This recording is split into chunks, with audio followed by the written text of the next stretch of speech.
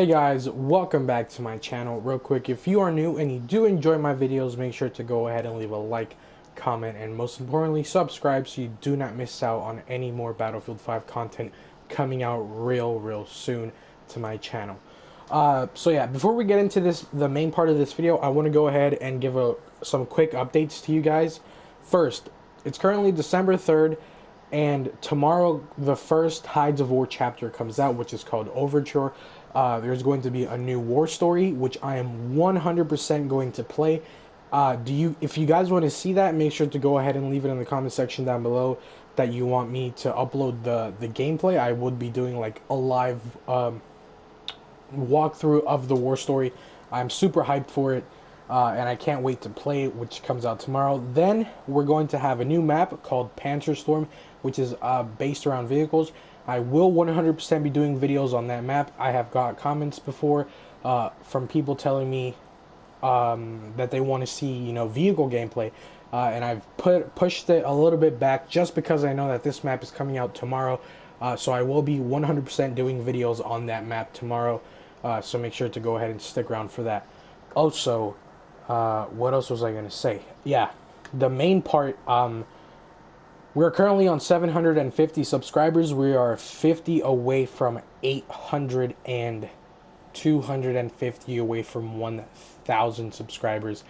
Again, thank you guys so much for the amount of love, support. It's absolutely incredible to me that people are watching my videos. I know that I don't have the most entertaining content. I know that my editing is pretty bad from the comments that I've read. But trust me, the more we grow, the more support we get, the more motivation I get every day to get on here, record a video, upload it, and then just see the comments, the amount of support that the videos get. There's literally like no dislikes.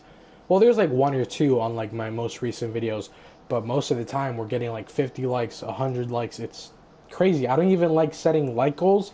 Wow, I just said the word like 100 times. But yeah, I don't even like setting like goals on my videos, just because I want to see the natural like growth of it. It's absolutely mental that we're almost at 1,000 subscribers, and my channel has literally just blown up recently.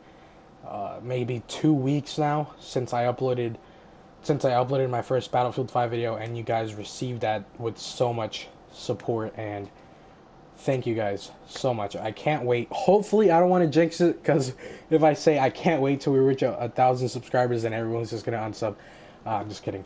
But yeah, I can't wait to see that number go from 999 to 1,000. That would be an amazing feeling to feel.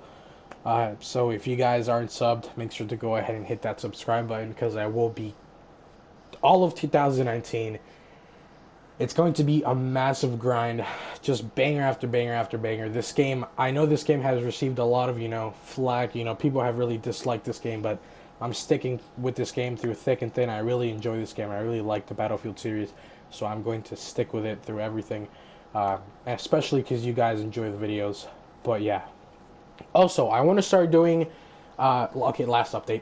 Also, I want to start doing this thing where, let's say I upload this video now, and the comment with the most upvotes, or the best comment that I read, I'm going to give you a shout out in the next video. So like this video right now, if you leave a comment, or whatever comment gets the most like likes or whatever, or whatever comment I like the most, I will go ahead and give you a shout out at the beginning of tomorrow's video. And I want to do that consistently, because I want to get you guys more involved with the channel, because again, you guys have just shown so much support to me. And yeah, that's kind of a way of me, like, repaying you, I guess. That's the least I can do. So yeah, let's hop straight into this video. Again, this is going to be another class guide. Yesterday, I uploaded an assault class guide, like my setup, what weapons I use, and the way I like to run the class. I didn't honestly expect that video to get the amount of support it did. You guys, honestly, you guys enjoyed that video, and you guys have recommended that I do more. And for some reason, the Recon class is the class that you guys want to see the most. So I'm here to do, and I'm here to deliver. And in today's video, we are going to go through my class setup for the Recon class. So let's hop straight into this. Starting off with the combat role, I really haven't messed around with the Recon combat role, but the one I've had is the sniper, and the traits are eagle eye trait. You spot enemies when you shoot them, which is really good. It's actually really useful. Expert marksman trait. You can hold your breath for longer, and your hold breath duration is replenished with each headshot kill. So those are really really good. So you can aim down sight for a bit longer if you were using a different combat role. And then the Pathfinder combat role is advanced scouting trait. You can respawn or I keep messing up. I'm an idiot. I'm sorry. Advanced scouting trait. You can spawn next to a spawn beacon outside of your own squad, which is actually really usable, or really useful, my bad. It's actually really useful if your team is like full of other snipers that are doing the same thing as you. But I wouldn't recommend this one because most of the time, most of the people that are playing on your team, they're all just using assault, medic, or support, or the support class. So I really wouldn't go with this one. And then you have the Vanguard trait, which you gain additional requisition when someone spawns on your beacon. I didn't know what requisition was in yesterday's video. I said I didn't really know what it meant, but someone left a comment and they told me what it is.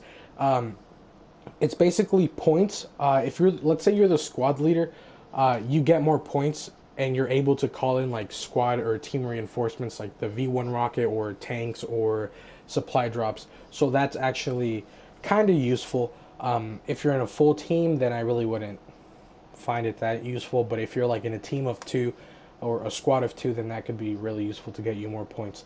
But yeah, I usually just stick with the default one, which is the sniper combat role, and that's the one I'm going to go with. Again, as you can see in the top right hand corner, my recon class level is level 20. I have maxed class out completely, and yeah, starting off with my primary weapon, the meat and potatoes of this entire class, the sniper.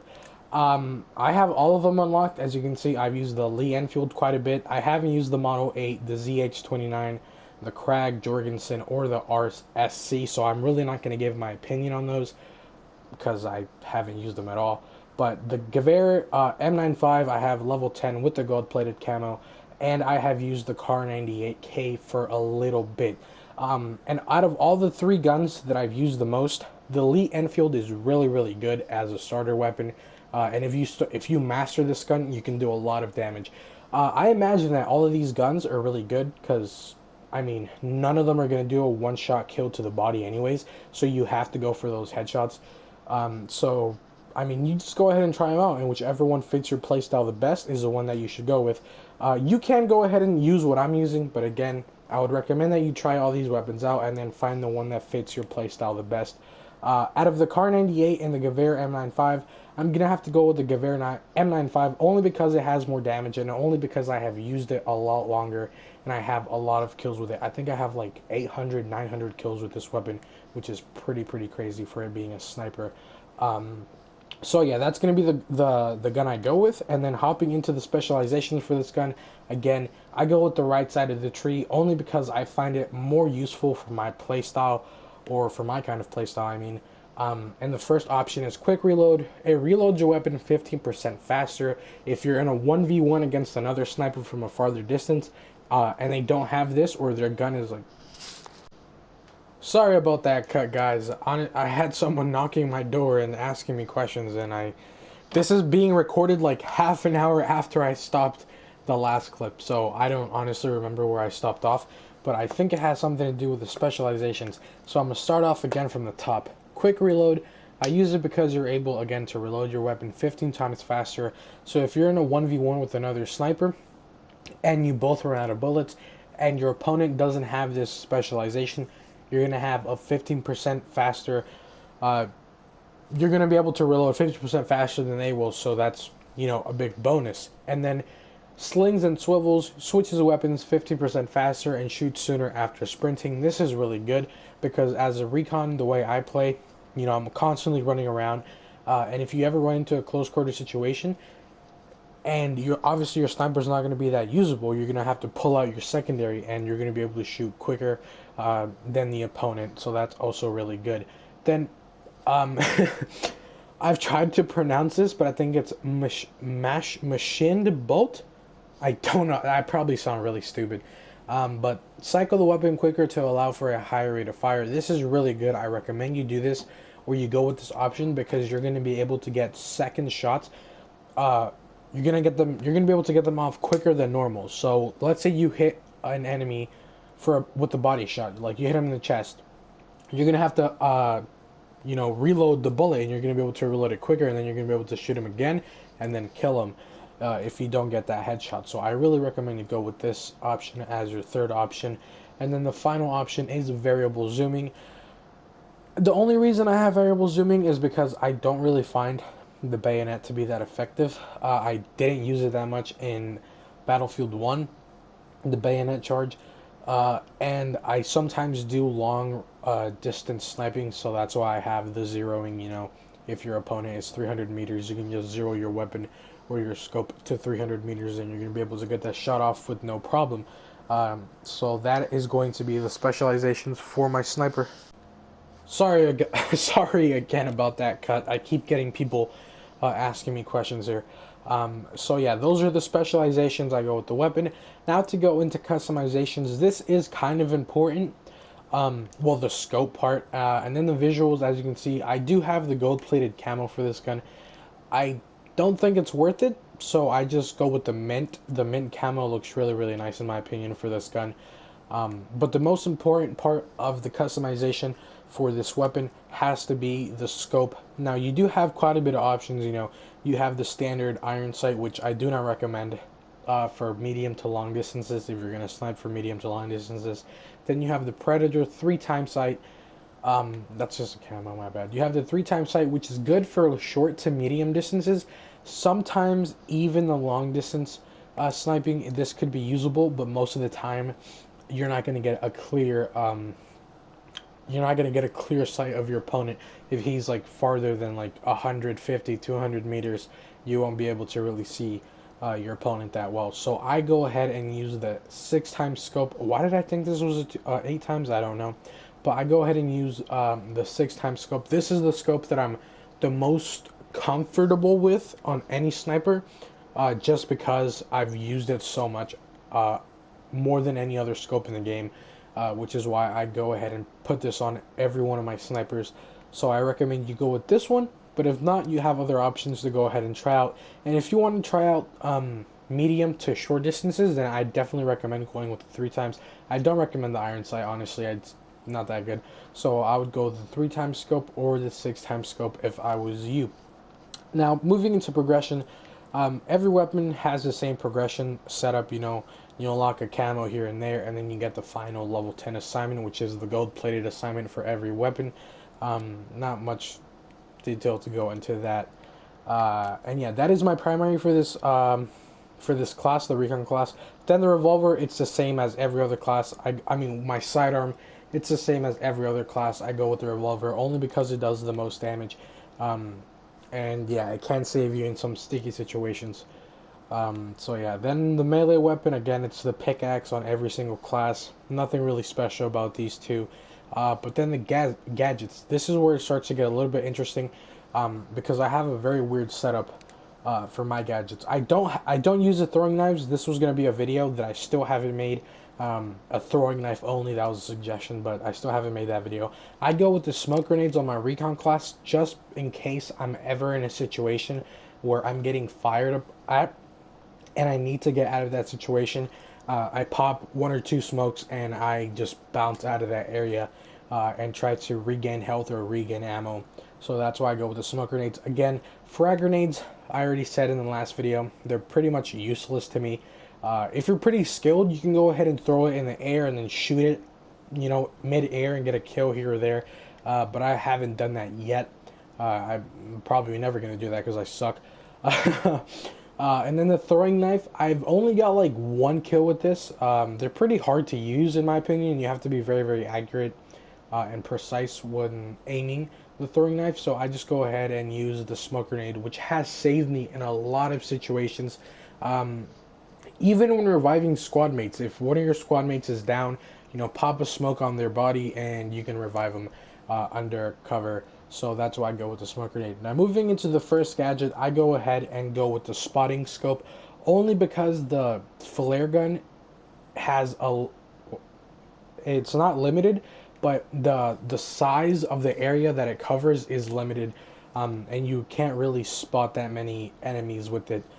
So I just go with the spotting scope as it is very useful, and you can spot tanks, planes, enemies, vehicles, all that good stuff. So it's very helpful to the team, which is why I go with the spotting scope. And then my last gadget is the AP mine, or better known as the bouncing betties. Again, this is more if you're going to go in a defensive position. If you're going to camp in one area for a bit, you might want to set these up, get another one, have two on you, and then place them around your area in case an enemy comes up behind you and tries to, take you out with a knife or something like that, which is why I go ahead and use the AP mine. But you do have other choices. You have the spawn beacon, which is actually really, really useful. I was running it, which I might actually switch it over because I don't really play that campy defensive position when I'm with the sniper. I move around quite a lot. I do stick to long distances, but I don't stick to one area in specific. So I might go ahead and use the spawn beacon actually. But yeah, the spawn beacon is really good. It's been in a lot of battlefields. We all know what it does. You place it down in one area, and if you get taken out, you can spawn there instead of having to spawn far away and running a long distance. And then the sniper decoy. This is, I'm pretty sure this was in Battlefield 1. Correct me if I'm wrong, but this is something I really don't find useful, if I'm being honest. I don't know. There's really no point, in my opinion, to have this. I mean, it looks really cool, and it does spot the enemy. If the enemy shoots at it, it does spot him, but I just don't really find the need for it. I already have a spotting scope. So that really takes care of the spotting, and then I just don't see the need or use for this. But it is a pretty cool looking gadget. If you just want to use it because it's cool, then go ahead. But I definitely won't be using that. So for me, it's between the AP mine and the spawn beacon for the Recon class, and that is basically gonna wrap it up. Oh, let me go ahead and show you my appearance. This is the Canis Horribilis. I think someone said it's pronounced Canis Horribilis or something like that. But yeah, let me also go ahead and show you the Allied Forces Union Jacked as well. These are the outfits you unlock for the Recon class. But yeah, that is going to be my Recon class setup guide. I'm sorry that this video has been all over the place. I got people knocking on my door and stuff like that, so I had to make a couple cuts. But yeah, this is going to be my Recon class setup guide. I will be bringing out a medic and a support assault. I'm an idiot, I know. I keep getting my words mixed up. I will be bringing a medic and support class setup guide. That is what I wanted to say. So yeah, if you did enjoy this, make sure to go ahead and leave a like, comment, and subscribe. Also, I'm still going to be doing that thing where whatever comment gets the most upvotes, I will be giving you a shout out in the next video. So make sure to leave a comment, and make sure to leave a like on a comment that you like. And maybe you'll get a shout out in the next video. So yeah, thank you guys so much for watching, and I'll catch you in a video that should be coming out in a couple hours from now, or probably tomorrow with the Tides of War. So yeah, thank you so much for watching, and peace out.